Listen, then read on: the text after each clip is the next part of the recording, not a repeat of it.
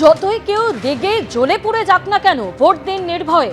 গুন্ডা অপরাধীরা হাতের কাছে বার্নল বোরোনিল রাখুন, না হলে কিন্তু অন্তর থেকেই পুড়ে যাবেন। মনে রাখবেন সারা জীবন, কেউ আমাদের মিশনে বাধা দেওয়ার চেষ্টা করলেই কড়া হাতে মোকাবিলা। এমন ভাবে মোকাবিলা করা হবে যে বার্নল বোরোনিলেও কাজ হবে না।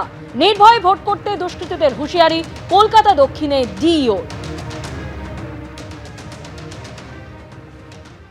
ইলেকশনটা যে হবে ও মানুষকে ফ্রি অ্যান্ড ফেয়ার এনভায়রনমেন্টে পিসফুল ইলেকশন আমাদের দায়িত্ব আছে করানোর জন্য, আমরা সেটা করাবো। এর জন্য ইলেকশন কমিশন আমাদেরকে 8 পয়েন্ট ম্যান্ডেট দিয়েছে। ও ম্যান্ডেটগুলি আমি আবার রিইটারেট করছি আপনাদের সামনে।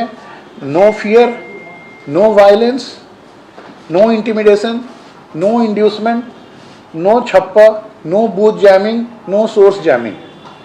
তারপরে free of involvement by staff of any government institution, public sector unit, autonomous body or local bodies in any activity or interference in the conduct of election. They will not be able to interfere in the conduct of election. অন্যদিকে ফের কমিশনকে নিশানা মমতা বন্দ্যোপাধ্যায়ের, বলছে গরমে পুড়ে যাবে, বার্নল বোরোনিল রেখে দাও।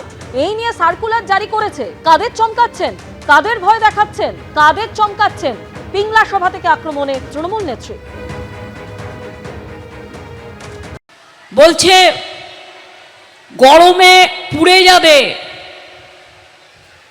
যদি জ্বলে যায় বার্নল রেখে দাও, বোরোনিল রেখে দাও।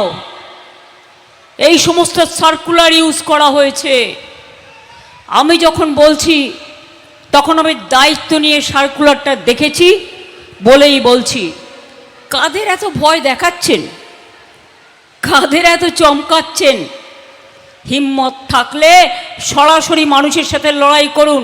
যারা বলছে বার্নল দিয়ে পুড়িয়ে দেবো, বার্নল রেখে দাও, তাদের বিরুদ্ধে বলুন তোমাদের বার্নল দেবো না, তোমাদের আইসক্রিম দেব, যাতে গরমকালে তুমি আইসক্রিম খেয়ে তোমার শরীরটাকে আইস রাখতে পারো, বরফ রাখতে পারো।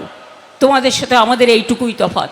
বিচ্ছিন্নতাবাদী গ্যাংদের প্রশ্রয় দিচ্ছে দিদি আর ভাইপো। গঙ্গারামপুরের সভা থেকে আক্রমণ শানিয়েছেন অমিত শাহ। কটাক্ষ করেছেন মমতা বন্দ্যোপাধ্যায় যে বিজেপি সন্ত্রাস চায়। एक नेता थे, वो कहते थे सिलीगुड़ी से चिकन नेक काट दो तो नॉर्थ ईस्ट अलग पड़ जाएगा। क्यों भाई, आपके पिताजी का देश है क्या? काटना चाहिए क्या? ये टुकड़े करने वाली जो गैंग है, इसका सरगना कोई और नहीं है, दीदी और भाईपो है, दीदी और भाईपो है। চেয়ারে থাকতে গেলে সবাইকে নিয়ে চলতে হয়। देश का नेता कैसा हो, गांधी जी जैसा हो। देश का नेता कैसा हो, नेताजी जैसा हो।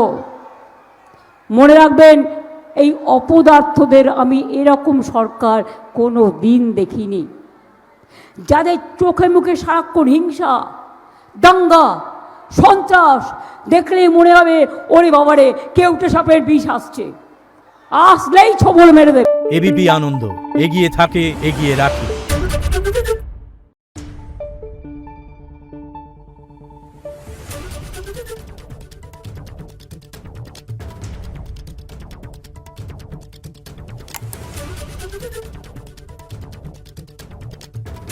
Thank you.